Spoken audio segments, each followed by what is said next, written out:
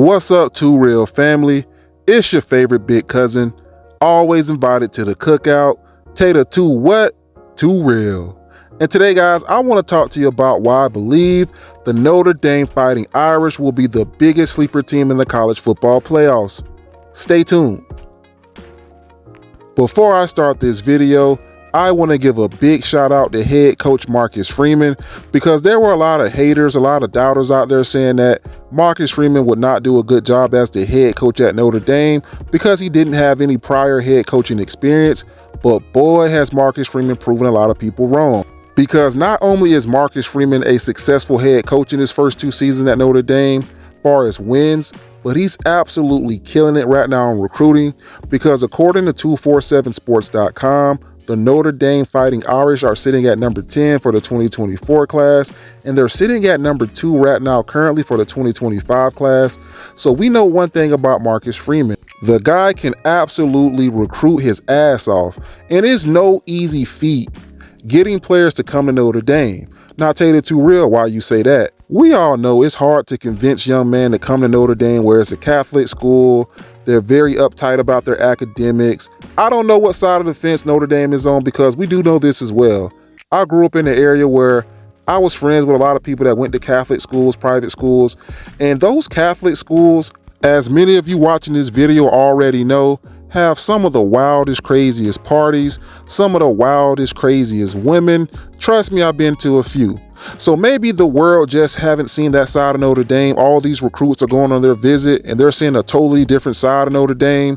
But all in all, it is not easy getting players that are even academically eligible to even get into Notre Dame. So shout out to Marcus Freeman on that. Now let's talk about the offense. First and foremost, Notre Dame will be bringing in a new offensive coordinator in Mike Denbrock, who spent the past season at LSU. LSU had one of the more exciting offenses in all of college football last year. Jaden Daniels, Brian Thomas, Neighbors. Okay, we know what LSU was. But he is trying to bring an element of that passing attack to Notre Dame. And Riley Leonard is a very, very special quarterback, transferred in from the University of Duke, coming off an ankle injury. And he gives Notre Dame a different dynamic at quarterback, one that they didn't have since Everett Golson, I guess you can say.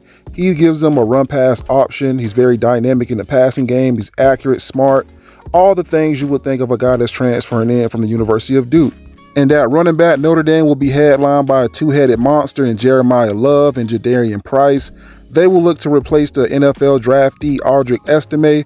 And I'm going to be honest with you. I'm really guessing that Notre Dame is going to try to be more of a passing team in 2024. That's why Notre Dame went out and hired Mike Denbrock from LSU. Also, they got receivers in the transfer portal and Chris Mitchell from FIU. Also, they added another great receiver from Clemson and Bo Collins. Also, they have Jaden Greathouse and Jaden Thomas. Also, they have Jordan Faison, who's going to rotate in at receiver. So at the receiver position, they're definitely going to be upgraded. They have more talent at that position. So look for Notre Dame to be more of a passing team. Yes, they're going to run the ball, but I'm definitely telling you guys they're going to be looking to pass the ball more. And we already know at tight end, they have Mitchell Evans, who was one of the best tight ends in all of college football. Offensive line will be the biggest question mark on the team, in my opinion, because they're going to be losing 3 starters to the NFL, mainly Big Joe out. So besides Charles Jagouche, there's kind of a question mark at every other position. Charles is 6'7", over 330 pounds, and they're definitely going to be depending on him to start. Besides that, it's kind of iffy who's going to start. Now let's talk about the defense. Defensive coordinator Al Golden has done a tremendous job at Notre Dame. They were a top 10 defense last year, and many college football pundits believe that Notre Dame is going to be the best defense in all of college football.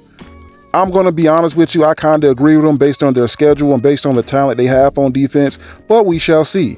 The defensive line unit is headlined by Big Howard Cross III, who many scouts are comparing him to Aaron Donald. So we're going to see on that as well, but he is definitely a beast on the defensive line. Also, they're going to have one of the best secondaries in all of college football. They will be returning All-American safety Xavier Watts. And at the cornerback position, they will have the best corner in all of college football in Benjamin Morrison. Also, they got Ron Hurd transferring in from Northwestern, Jordan Clark transferring in from Arizona State. So this whole whole secondary, this defensive line unit will be absolutely strong and stout. Now, the linebacking unit is kind of up in the air. They're trying some guys at linebacker, but overall, there's a lot of talent. There's a lot of transfer players that's coming in that's going to make Notre Dame one of the best, most physical defenses in all of college football. Now, let's talk about their schedule. Now, the Notre Dame Fighting Irish opened up the season versus Texas A&M, a very solid Texas A&M team who was having a first-year head coach in Mike Elko, so I'm going to give Notre Dame the edge on that game. Also, Notre Dame play USC, they play Florida State and Louisville, and I'm going to be honest with you, I only named those 4 games because besides that, they play Georgia Tech, they play the Armies of the world, so the rest of their schedule was pretty easy, honestly. So I'm going to say that out of those 4 teams I just mentioned, Florida State has the best chance of beating Notre Dame. Besides that, I don't see anybody else beating Notre Dame. So I'm going to go 11-1 at worst, 12-0 at best. I do believe Notre Dame will make the college football playoffs, but you guys let me know what you think. This is your boy Tater Too Real, where we always keep it too what? Too real. Holla.